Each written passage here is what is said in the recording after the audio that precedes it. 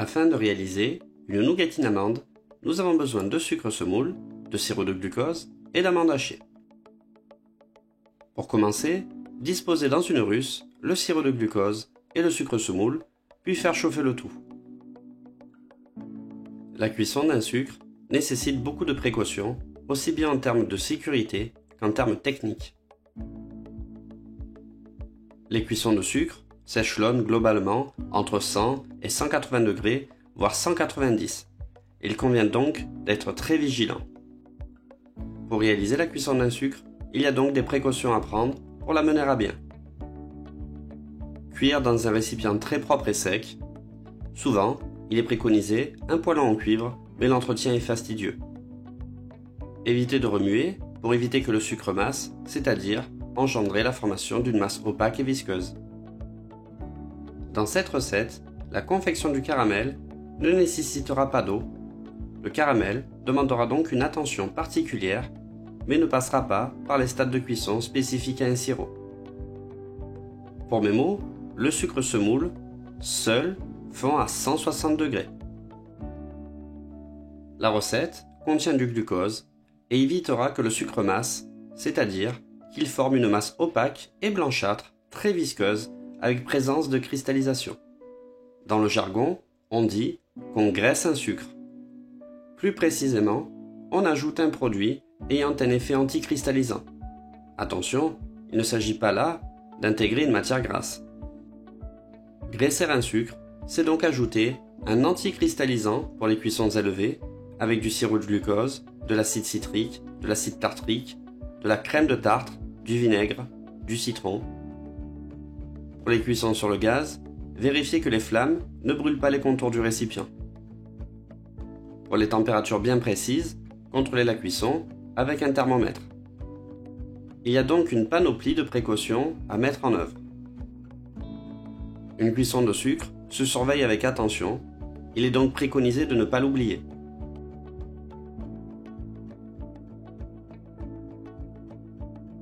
Aux alentours des 160 degrés, le sucre fond. Il est admis d'homogénéiser la préparation en remuant légèrement à l'aide d'une spatule exoglace afin d'homogénéiser la préparation. Entre 165 et 170 degrés, le caramel blanc apparaît. Puis, de caramel clair, le caramel se teinte plus fortement et devient foncé entre 180 et 190. Le caramel prend alors des arômes de fumée intéressants. Au-delà, le caramel carbonise, devient noir et impropre à la consommation. On appelle cela le caramel carbone. Une fois le caramel arrivé à une bonne coloration, intégrez les amandes hachées et remuez rapidement. En effet, l'ajout de matière va générer une prise rapide du caramel. L'utilisation d'amandes hachées permet d'obtenir une nougatine qui se manipule facilement sans risque de casser les amandes, à l'instar des amandes effilées qui, elles, à force, peuvent se briser et se décomposer. Une fois homogène, débarrassez immédiatement. Afin de travailler la nougatine, nous avons besoin d'une plaque retournée et graissée, mais également d'une deuxième plaque qui servira de support pour accueillir une plaque chaude et d'un papier sulfurisé pour débarrasser les décors.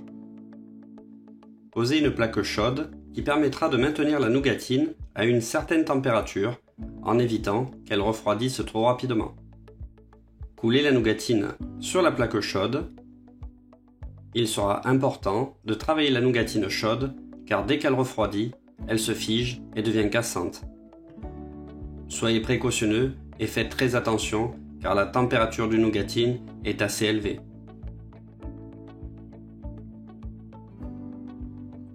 Prélevez un peu de nougatine à l'aide de la spatule.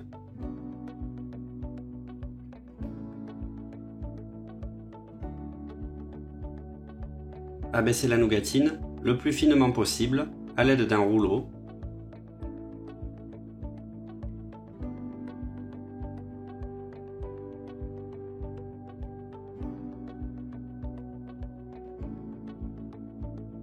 Bien évidemment, ce sont la taille des amandes qui vont guider l'épaisseur de la nougatine.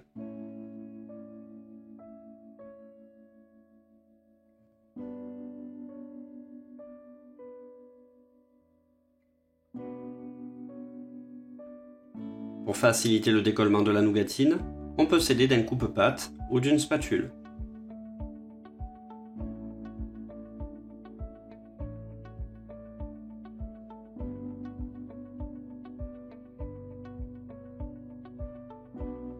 Détaillez des cercles à l'aide d'un petit emporte-pièce.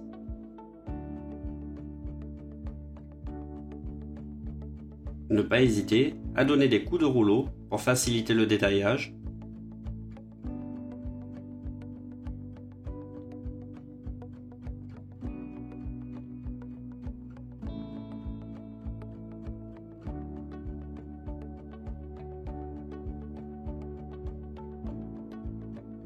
Réservez les décors.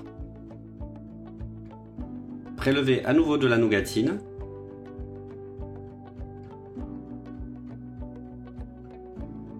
Abaissez le plus finement possible.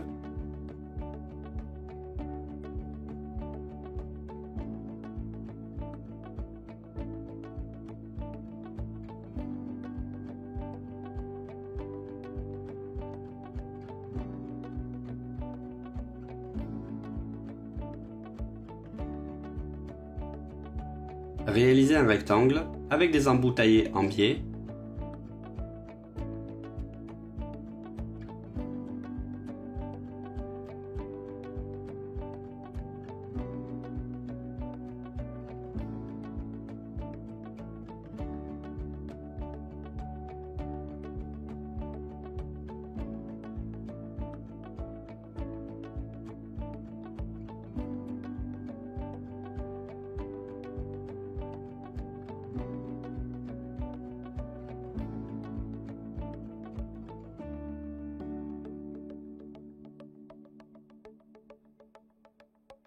Enroulez la bande directement autour d'un tube en PVC. Tube, bien entendu, graissé. Réservez afin que la torsade durcisse. Au bout de quelques minutes, retirez le tube afin de voir apparaître la torsade.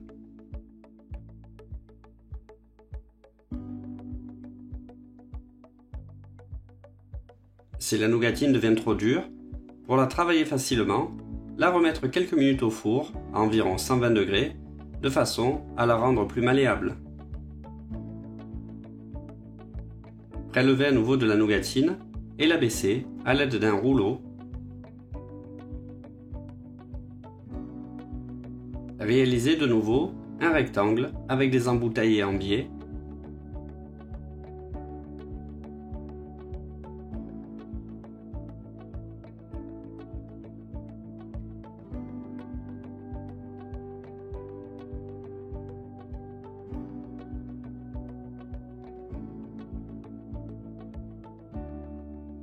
Détaillez des triangles qui pourront rester en l'état, mais ici, nous les positionnerons dans des gouttières à tuiles de façon à les courber et réaliser ce qui ressemble à des dents de loup en nougatine.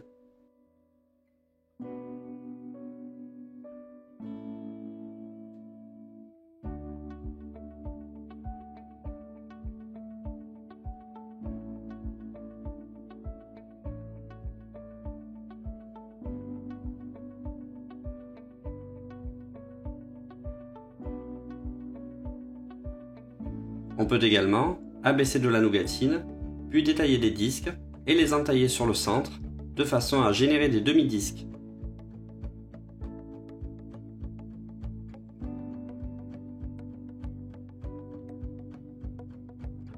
Ou mettre rapidement les disques dans la gouttière, de façon à réaliser de jolies courbures.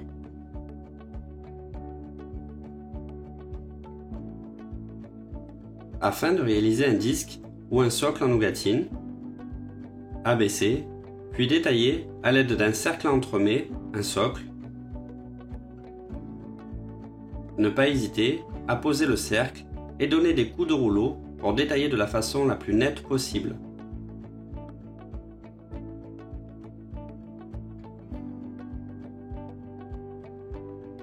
Pour finir, revenons sur la torsade faite initialement, mais que l'on peut très bien faire moins large, de façon à générer un décor plus fin. Réalisez un rectangle avec des embouts taillés en biais. enroulez la bande directement autour d'un tube en PVC, réservé afin que la torsade durcisse.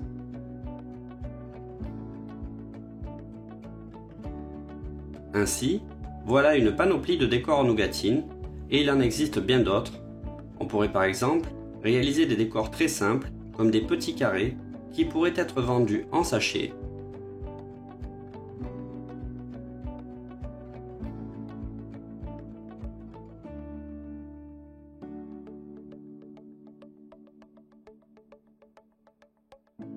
La nougatine est très importante en pâtisserie, puisqu'elle fait partie intégrante des croques en bouche et pièces prestige, très prisées pour les événements.